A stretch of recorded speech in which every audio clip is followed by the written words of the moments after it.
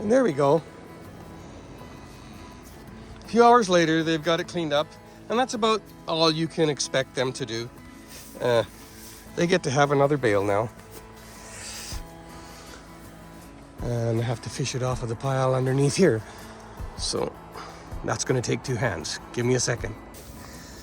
And the bits that are on the very outside edge, especially if they've had been stacked for a while, I think this is from the year before.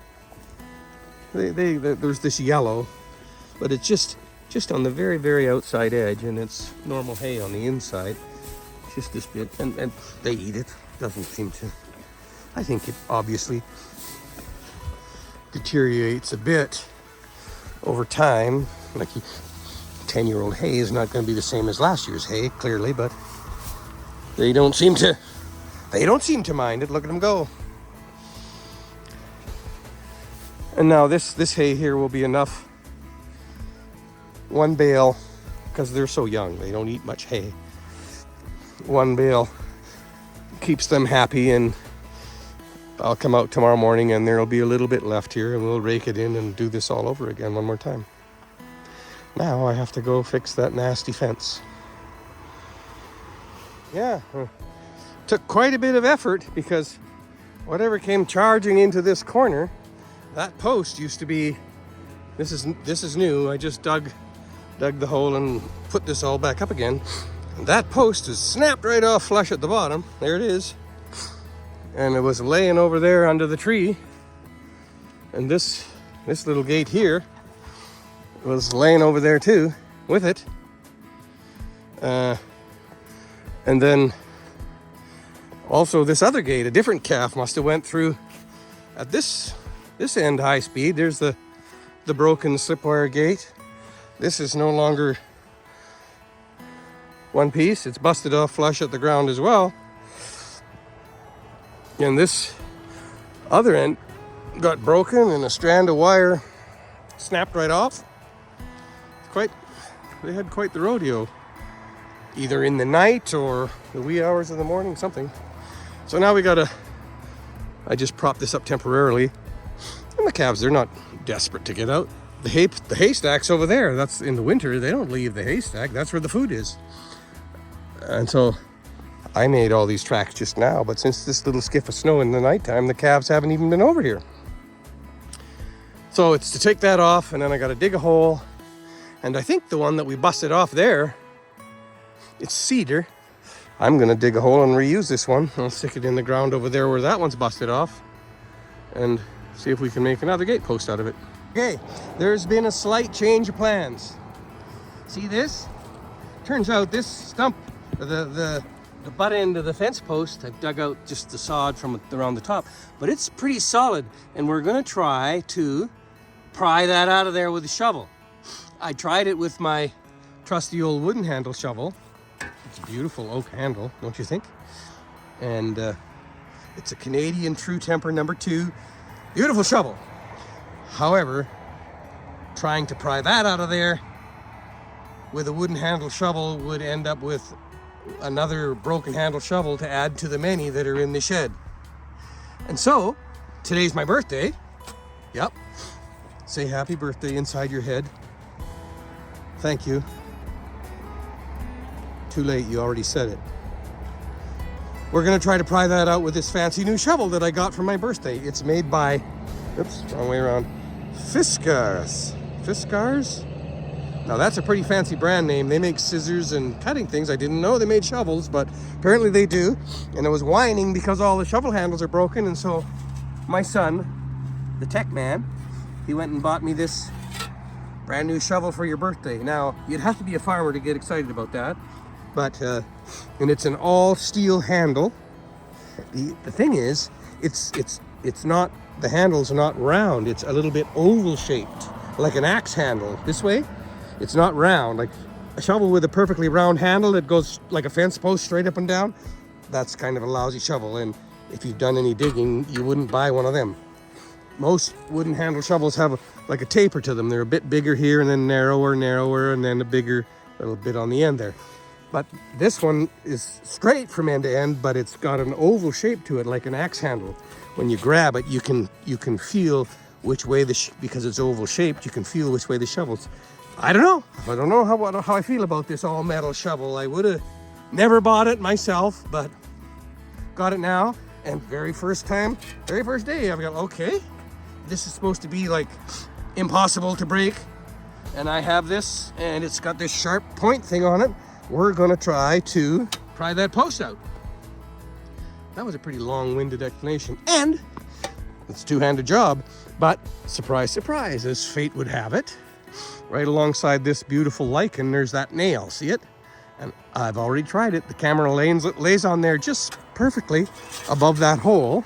See it up there? I'm gonna put you right on there, and you'll be able to see that, and we're gonna try to pry that out of there. So wish us luck. For my birthday, I want that out of there. And then, that obviously is not gonna fit in the hole, but if it comes out of the hole, I've got this other homemade fence post that's been soaked in oil on this end. That is a little bit smaller, I think, than that one. That's a fence stretcher, that yellow thing, but this is the broken off end that came off the ground. And here's, I think it's a little bit smaller, and so we'll see if we can just slide that right back in the hole, and wouldn't that be nice? Uh-oh, the tripod fell over, but I'll prop that back up, and then we'll put you on that little nail, and you can watch and see if it works. Okay, let's get this. Still need the old shovel, it has to hold you up, and then onto the nail you go. There, see the hole? Don't fall down. Well, wait, that might make an exciting video, but here we go. We're gonna try out this Fiska thing and see if we can pry it out by stabbing.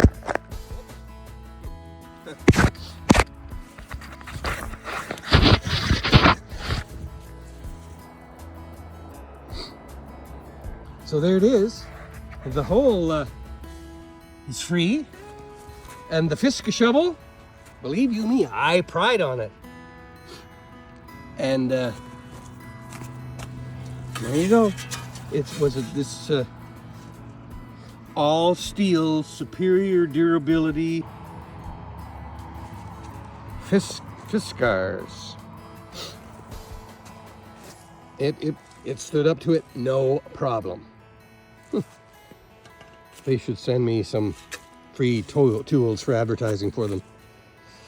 But anyway, okay, the hole is free. Now, hopefully this thing is not too fat on this end, and we'll slide into that hole.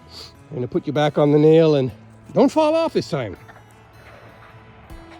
Okay, onto the nail you go. Just like that. Okay, down the hole it goes. Look at that. Oh, this is not a brand new post. This was in the ground or something else. So I wonder if it's, how straight it is. It looks like it might be a little bit short. No, it's getting pretty dark. I'm gonna have to resort to YouTube magic. Okay, it's a few days later now, and I've had that fence propped up there temporarily. The snow's gone away. It's still a bit blustery and windy today, but we're gonna go fix the gate and finish off that project, and I'm gonna show you a couple of things about fencing. What we have: some nails, a pair of regular, ordinary pliers, 2 sets of fencing pliers, just in case you need 2. I don't know why they're in the can. These really are, if you're working with barbed wire, if you don't have these, your life is gonna be more difficult. We sharpened up the axe a little bit because we're gonna have to cut a couple of little poles. You see, if you look, can you see the edge of that axe? No, you can't. That's because it's sharp. If you can see a shiny edge right where it's supposed to cut, your axe isn't sharp. That's the part that's supposed to be cutting, and it's blunt. That's why it's shiny. Oh, and a hammer. Okay, you ready to go, Finn? All right, let's get at it. And the gloves. Yes, if you're gonna work with barbed wire, yeah, you can be a tough guy and go without the gloves, but some kind of a glove, or you're gonna end up with hands that look like mine. But we could take a minute to say hello to the baby cows on the way by. Can't we, Finn? Okay, come on, let's go. Jump through. Cujo, you're making Finn nervous. You gotta let him, give him some room. Okay, come on. Jump. That's a boy. Hey, Coco. Yeah, did he scare you, that big mean dog? Yeah. She likes her pats. She comes looking for it. Cujo. Yeah. I don't have any oats or treats for you. You already got fed this morning. Look at her. She got molasses on her face. Don't you? Huh? Want to scratch? No scratches today? Okay. Stella. She's really into scratches now. Look at, got her head down there like, oh yeah, that's the spot. They like a pretty good hard rub. You can't scratch a cow too hard. Not with your hands. Impossible. Don't step on my toes. And here's Bambi. Here, sniff it. That's a girl. See? Nobody's hurting you. Be careful when you're dealing with cows, especially if you're wearing rubber boots, because see those pointy little things? And they end up on top of there. They won't even know they're standing on your foot, and you'll be just, that's a lot of pain. You'll wish that hadn't happened. Okay, get this bucket, close this gate. We'll run over there. On the other side of the haystack is where our project is. You ready to go, Finn? Okay. You guys gonna come and watch? You can. Come and keep me company. Yeah, okay. Here we go. Got our toys here.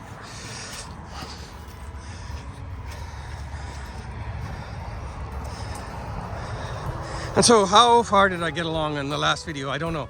I might repeat myself a little bit here because it's been about a week.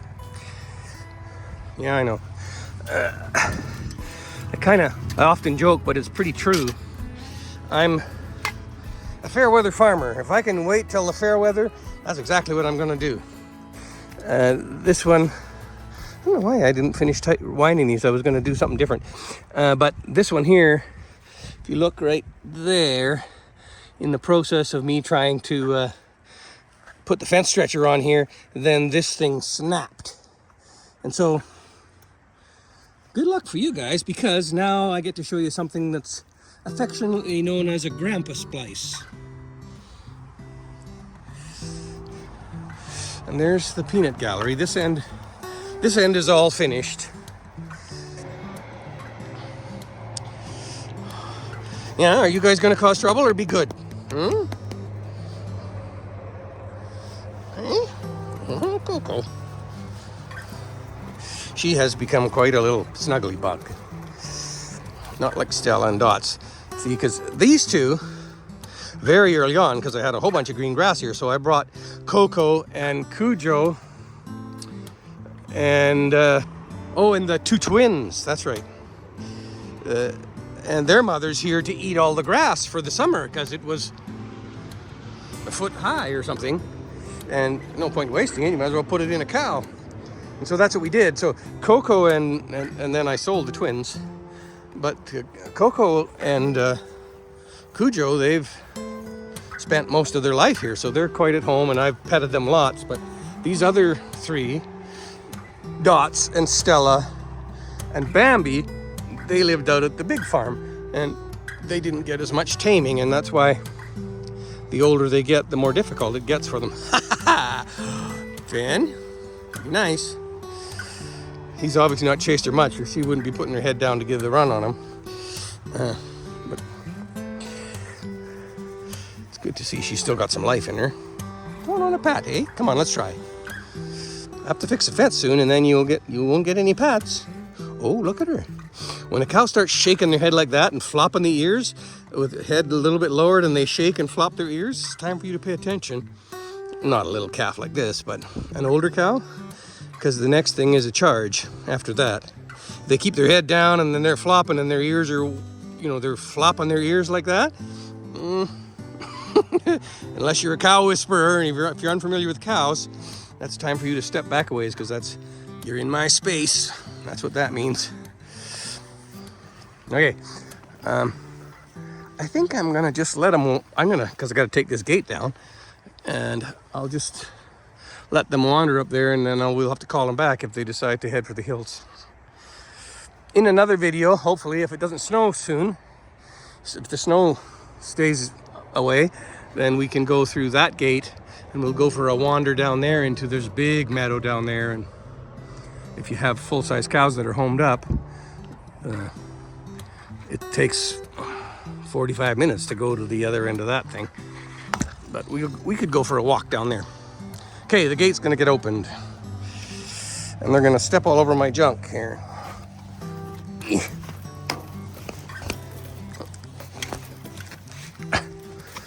Of course. So our gates, they're not perfect. Would you believe the other end of that thing got into my pocket? Yep, that's what happened. There. So we'll slide this up here and give the cow some room. And oh yeah, they'll be bucking and twisting up there. But so now this one looks good. This one's good. This one is the broken one. We're gonna have to do a Grampa Splice and maybe double check the tension on these ones. I think I was working my way down from the top and I got to here, so then I just put those on loose. We'll have to come up with some kind of a fake tripod somehow.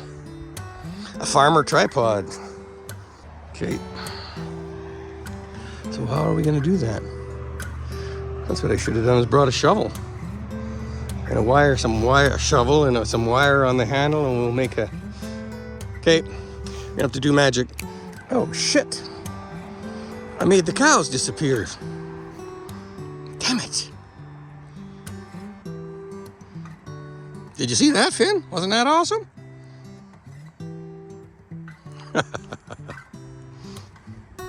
Haven't had much practice yet. I'm still pretty new. I haven't even got 200 subscribers yet. Okay, here it is. See this little piece of wire? Wrapped it on there and tweaked it up tight. And it's a little bit bendable, and we're gonna see if we can put you on there. Just like that. And your dad's brother's name is Bob's. Bob's your uncle. Yeah, okay, sorry. Dad stuff. Okay, we're gonna do a Grampa Splice to put this piece back together here.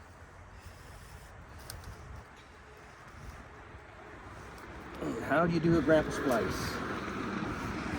Well, it's not necessary really for, well, yeah, it is. It's for a place where you don't have enough wire to do to fold it way back and, you know, wind it around and make a double loop. You've only got about maybe 6 inches of overlap, and then you can do a Grampa Splice, and you don't have to go all the way back to the house and get more wire, etc., etc. Right there. That's the broken part. So you got to cut both ends off. You could cut a pretty serious piece of wire in there. So you just lay it down in there like so, and give it a pinch. Bing. I should find a place on the fence where there's already a Grampa Splice so you can see where we're headed. That's a good idea. Okay, here we go. Where is there a Grampa Splice? Gates are good things for Grampa Splices because they get broken all the time. Oh, there you go. That right there is what a Grampa Splice looks like when it's finished. And you can see there wasn't very much wire there to get that to happen. And that's what we're trying to do here. This barb on here's got to come off. And that's another reason for these pliers here, because it's got a grippy thing back here. You can hang on to stuff.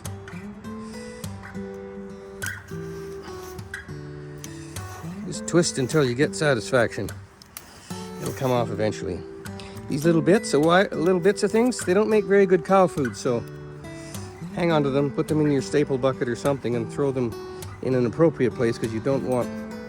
It's true, they actually, on dairy farms and stuff, they actually have little magnets about the size of the end of your finger, and they actually put them down inside the cows when cows get too much metal and whatever, haying trash, stuff like that, and it goes in, and that heavy thing will stay in the cow's first stomach, and the metal things stick to it.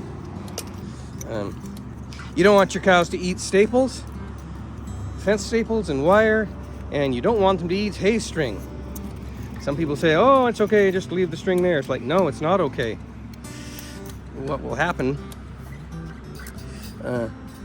Like I'm concerned about Cujo, that he's maybe eaten some string because plastic doesn't digest inside a cow.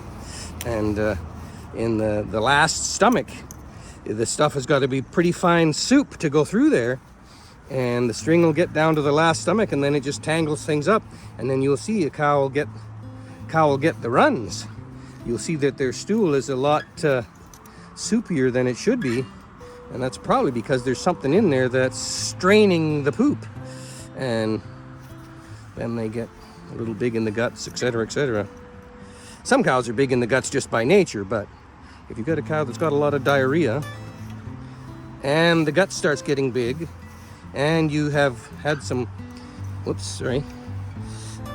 and you've had some string laying around that's not there anymore, you might have to sell your cow sooner than you wanted to. Yeah, it's just how it is. Well, don't leave the string out then.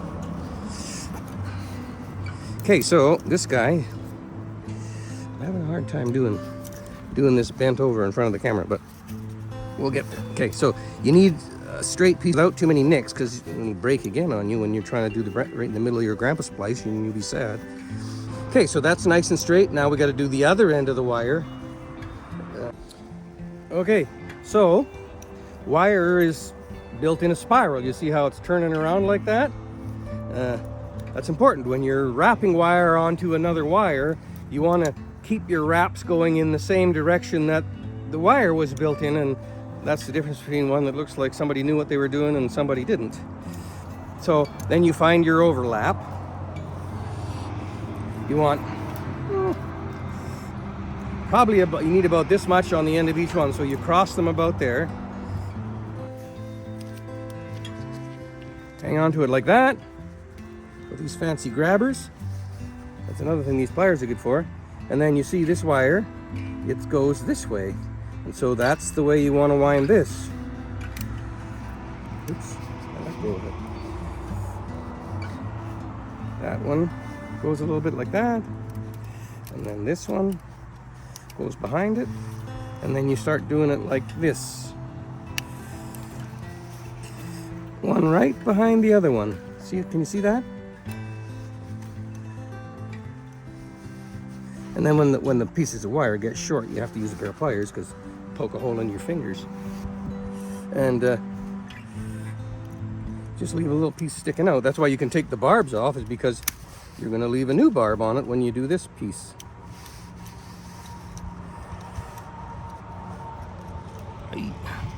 Like that. This one turned out a little bit shorter. I should have made it a little bit longer on the tails, but it's around a gate post, so it's not going to get a lot of stress. And then you move your pliers up tight this way, and you do the same thing on the other end.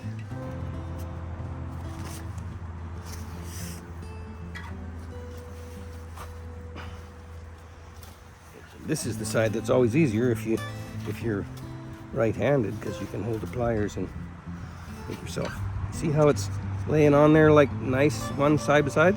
You got to do both at the same time, or one and then alternate the two, so you don't get your wires crossed. Like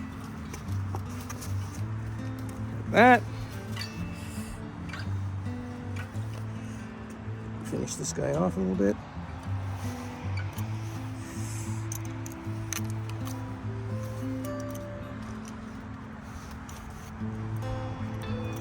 Don't leave the ends too long. Get your cow poked in the eye or something, just long enough to give him a jab. Well, as long as the barbs were on your wire, that's all you want it. Now, you grab this guy with this end, and this guy with this end. You give them both a little twist like that, and it kind of tightens up. What a mess. That is, but there. That's my effort at a Grampa splice. Then when you pull it, I've seen them where these pieces will come right together, but then these tight kinks, they won't come undone, so you'll have a piece of wire. Now we can wrap it around the post. Like that. And then we'll put the fence stretcher on this piece. and hook the tail end of it on the post. So there you see, we've locked the wire into this piece, and now this end, if you have two wires, you put the other wire in this piece and you can pull the two wires together and do a Grampa Splice right there. But if you're pulling it to a post, then this end can hook around the end of the post like that, and then this thing just works like a bumper jack. And on a really short piece of fence like this, it's only 3 posts long, you can't get too carried away with the stretching because there's no wire there to stretch. That's all you get. So there you go, the wire's tight. We pull this end around the post and then put that on there, and you see this wire, how it's going this way, so you don't take the wire that way and go the opposite way. You've got to make sure that you wind this around this one in the same direction as the one that's there, like that. And if you've got a barb, I don't know if you can see this one right here, but you've got a barb right there, that's the first one. You put a little bit of a tight wrap right there on that one. Once you get one tight wrap, you don't have to do it Grampa Splice all the way here. That one tight wrap and then this barb, it won't be able to slide down there anymore because there's a barb in the way. And so then that's about it. You see how that looks like it belongs there? Because it's going in the same spiral as the fence. Is it? I don't know if I'm making any sense at all, but that's why you do that, because then same thing when you're splicing wire ropes like steel cable, you go in the same direction and then it hangs onto itself better and doesn't slip. So there you go, that's that. That piece of wire's on. Gotta adjust it up a little bit, like that. And then the way this bumper jack works, to get it to let go, you just push this lever in towards here and it pops loose. Make sure you haven't got your fingers on a barb or something, because you'll get cut. Yeah, this thing needs a bit of oil on it, it's a little bit stiff. There you go, so that wire's on there. And the problem, what you run into is you got to be kind of consistent, because what will happen is you'll tighten, these two wires, and then when you go to tighten this one, then you'll tighten it more and pull the post over, and then your other wires will go loose. So be careful about that. Make sure you tighten them in the right order, and don't tighten this one up so much that you make the one that you just put on loose. What's the point in that? There you go. Then I'm going to do that same thing with these other two, because I didn't get them tightened last time. And then we'll work on the slipwire gate over there. Right there, see it? We just got to put a staple in. And when you put the staples in, you see the grain, the grain in the post here, the wood grain? Don't put the staple straight up and down like that so that you make the crack bigger. You put the staple on a little bit of a diagonal like that, and then you'll have better success with them staying in, because that's what fence staples do, is they work their way out over time. And if you put straight up and down, then it comes out faster. This way, it'll stay in a little bit longer, and doesn't split the wood wide open, because there's only one nail in that wood grain slot instead of two. That's what it looks like up close. Not the prettiest one, but that's how you do that. If you end up with a broken wire and it's you don't have enough wire to splice it, you only need about 4 inches over either side, and you can do that. All right, so now we're gonna just stick over here in the big charge. When the calves ran over and busted everything, they broke this guy off too. And it's too bad they didn't break one in the middle, because that would have been easier, because this one has got a staple in each wire, and we have to go find another green little tree about that size that'll fit back in there and put that in there. And look at, I just about got a blister on my thumb snapping and snapping, but I got the cows to come back. And little Stella, she's decided I can pet her while she lays down. See? Look at, hey there, little cow. She's making great success. Right here at the shoulder blades, look at her. She's going to bob her head around, because that's a pretty good feeling for her. All right, We can't pet cows all day. We've got no time for you, Stella. We gotta go find a stick. So we're gonna go for a walkabout over in there. We'll bring that little bow saw and the hatchet, which is right here, that we sharpened up, and get ourselves a stick just like that one, but well, not broken. And that'll be the end of that project, we hope. Is this in something? Let's find it. What's it? It's okay. Here we just, the gate is just over there, and the little pathway, that's that little meadow down there I was telling you about. Maybe once we get all caught up on these chores, if that ever happens, maybe we'll take the cows for a walk down there, and you guys can have it's kind of nice scenery down there. But I found a little pole that's just right for us.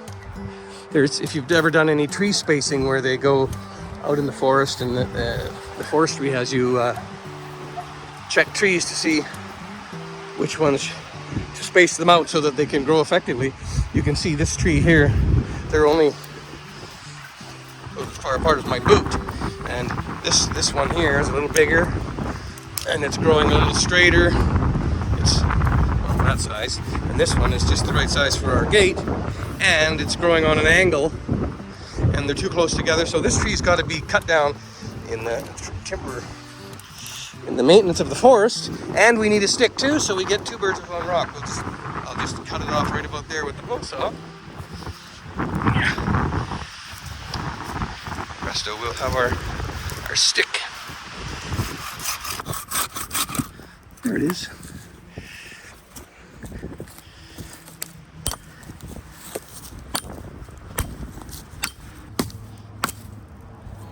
Perfect. Yeah. There. Plenty long enough.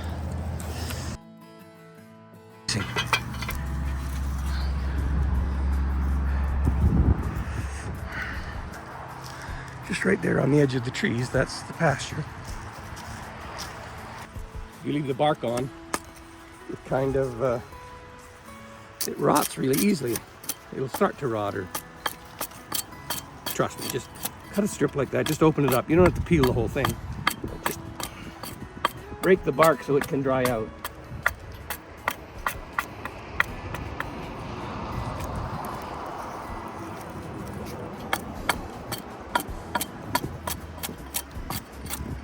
This doesn't work worth a shit if you haven't got a sharp axe. You won't like it.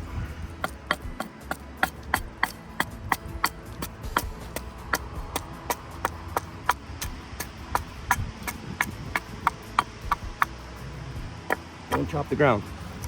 There. Okay, we got to get this off. You can grab it with these here fancy pliers and just give it a good reef and bend the hell out of your staple, and then you can't reuse your staple again. Or you can do that and use your hammer, and then out it comes, and now you still got a good staple.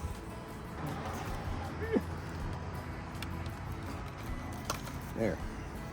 Now it'll come off.